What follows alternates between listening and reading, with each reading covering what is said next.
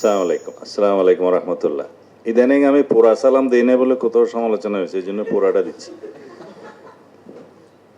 তো আমরা অবশ্য প্রেসকে বলি না, প্রেসের আয়োজন বোধহয় আপনার হতে পারে।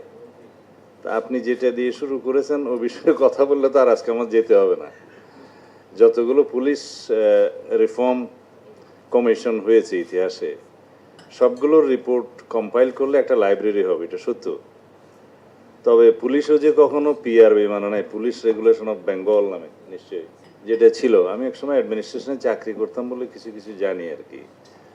ওইটা নিয়ে পুলিশও কখনো কমফোর্ট ফিল করে নাই, কারণ সবসময় অ্যাডমিনিস্ট্রেশনের একটা সুপেরিয়রিটি থাকতো।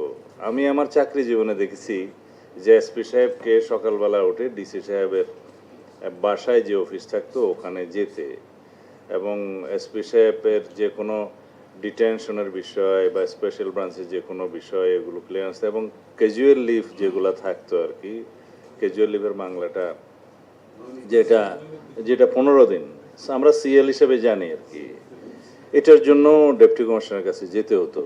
তো গ্রাজুয়ালি ওখান থেকে স্বাধীন হতে হতে হতে হতে এখন পুলিশ আর ডিসি বরাবর হয়ে গেছে বর্তমান জামানায়। তো বরাবরেরও একটা নতিজা দেখতেছে, কেউ কাউকে মানে না, কারণ লাঠি তো পুলিশের হাতে, আবার হুকুম হচ্ছে ম্যাজিস্ট্রেটের হাতে। এই ব্যালেন্সটা এখনো আছে বলে বোধহয় জাতিটা এখনো টিকে আছে। ব্রিটিশরা, আমি পুলিশের বিরুদ্ধে বলছি কিন্তু খেয়াল করেন, কারণ আমাদেরকেও সামনে পুলিশের মার খেতে হবে জানি, তারপরেও বলছি। তো ব্রিটিশরা যে আইনটা করার সময় এই চেক অ্যান্ড ব্যালেন্সটা করেছে, সেটা একটা প্রিন্সিপালের উপরে ভিত্তি করে করেছে, যে হুকুম এবং গুলি দুইটা একই হাতে থাকা কখনো আইন হয় নাই, মানে সুবিধাজনক নিরাপদ হবে না এইটা। এখন পুলিশ রিফরমেশন কমিশন বলেন যাই বলেন, এগুলো সবকিছু পুলিশের সুবিধা বৃদ্ধির জন্য যেন আজ পর্যন্ত করা হয়েছে। বাট আমি চাচ্ছি না যে প্রশাসনের ইন্টারফারেন্স বেশি থাকুক পুলিশের উপরে, সেটাও বলছি না, কিন্তু এটা নির্ধারিত হয় সমাজে আমরা পুলিশকে কিভাবে দেখি তার উপর। বিচার যেমন হয় যে তার চরিত্রটা কিরকম তার উপরে। একতরফা কি কোনোদিন কোনো পাপ হতে পারে? হতে পারে না।